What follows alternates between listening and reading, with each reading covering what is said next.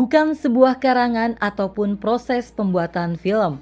Di salah satu negara adidaya, terdapat sebuah kota yang disebut sebagai kota zombie. Philadelphia, sebuah kota di Washington DC, adalah salah satu wilayah terbesar di Pennsylvania, Amerika Serikat, yang memiliki julukan sebagai kota zombie. Julukan ini disematkan bukan karena adanya wabah zombie seperti yang ada dalam film, melainkan disebabkan karena masalah yang dihadapi oleh kota ini dalam beberapa tahun terakhir. Salah satu wilayah di Philadelphia, Kensington Avenue, kerap menjadi sorotan dunia karena memiliki suasana yang mengerikan.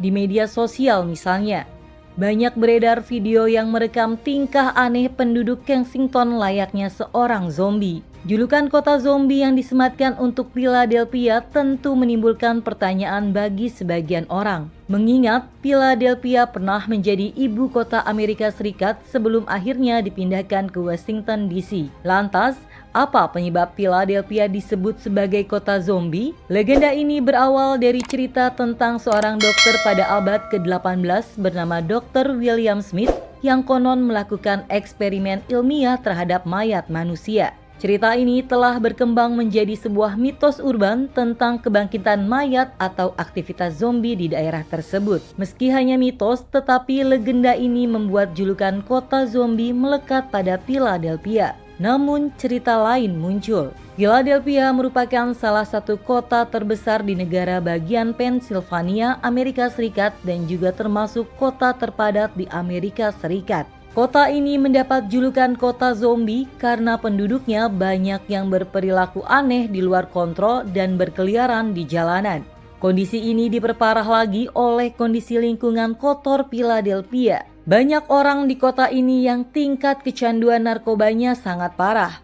Maka, tak heran jika banyak orang yang berperilaku layaknya zombie saat mereka tengah overdosis. Seperti banyak kota besar di Amerika Serikat, Philadelphia telah menghadapi tantangan serius terkait peredaran penyalahgunaan narkoba, terutama opioid seperti heroin dan fentanyl. Banyak organisasi berupaya mengatasi masalah ini.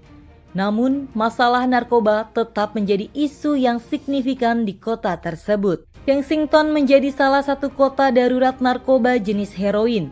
Tak hanya itu, kota ini juga merupakan kota merah di mana para pecandu dan pengedar narkoba bebas berkeliaran di kota. Oleh karenanya, kota ini menjadi kota dengan angka kriminalitas yang tinggi dan menjadi kota zombie di dunia nyata. Banyaknya para pecandu narkoba yang berkeliaran dan mendirikan tempat tidur di trotoar jalan membuat kota ini menjadi kota terburuk di Amerika Serikat. Berdasarkan video yang beredar di media sosial, banyak pecandu yang terjatuh di jalan dalam keadaan pingsan.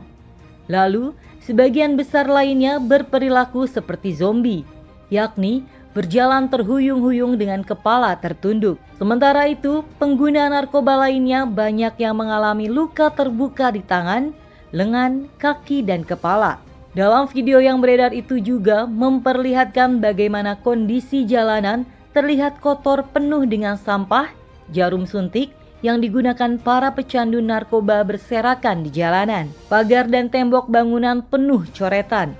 Selain sampah jarum suntik, banyak pula sampah lainnya dan kotoran yang berserakan terutama di kawasan Kensington. Philadelphia termasuk kota yang paling terpukul oleh masalah kematian akibat narkoba. Pada tahun 2019, kota ini mencatat 1.150 kematian akibat overdosis obat.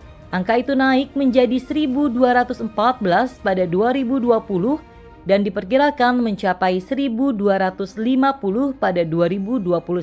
Selain itu, Philadelphia juga mempunyai tingkat kriminalitas yang tinggi. Menurut Departemen Kesehatan Pennsylvania, disebutkan bahwa pada tahun 2021 terdapat sekitar 5.326 orang yang meninggal akibat overdosis dan 1.274 diantaranya ada di Philadelphia.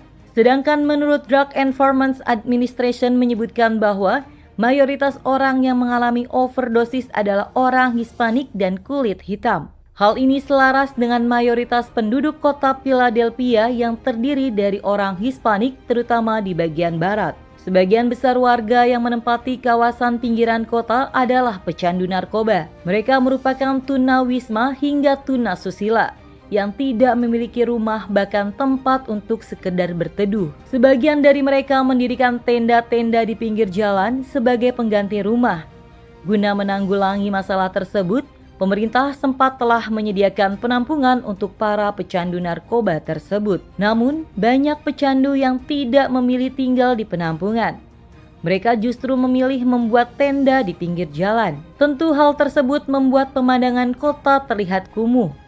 Namun di Philadelphia juga masih banyak organisasi yang peduli. Mereka memberikan bantuan sosial kepada para pecandu narkoba. Lalu, apa yang menyebabkan banyaknya obat-obatan di kota Philadelphia? Untuk menjawab pertanyaan ini, kita perlu mengetahui terlebih dahulu bahwa di Philadelphia, khususnya di Kensington Avenue, memang dikenal banyak orang tunawisma dan mengalami tingkat kemiskinan yang tinggi. Kemiskinan terjadi berhubungan dengan sejarah panjang peredaran obat-obatan terlarang di Philadelphia. Jadi sejak dahulu beberapa wilayah di kota Philadelphia itu sudah menjadi incaran orang-orang Hispanik dan berkulit hitam karena harga tempat tinggal di sana tergolong murah. Karena itu, orang-orang Hispanik dan berkulit hitam berbondong-bondong ke sana dengan harapan bertahan hidup karena biaya hidup yang murah. Namun kenyataannya tidaklah demikian. Akibat dari Perang Dunia II yang memberikan dampak besar bagi Amerika,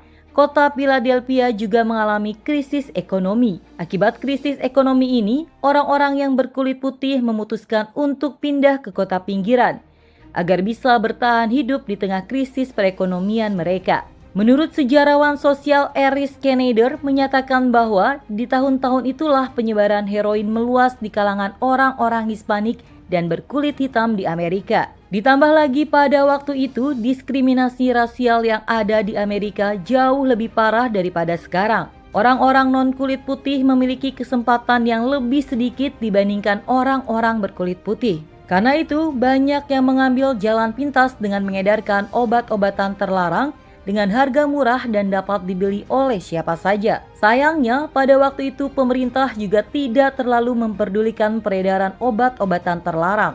Hingga pada tahun 1969, tercatat ada 10.000 pecandu obat-obatan terlarang di Philadelphia. Itulah awal mula kota Philadelphia menjadi seperti sekarang. Disebabkan pemerintah tidak melakukan upaya untuk menurunkan tingkat kecanduan yang terus meningkat di Philadelphia.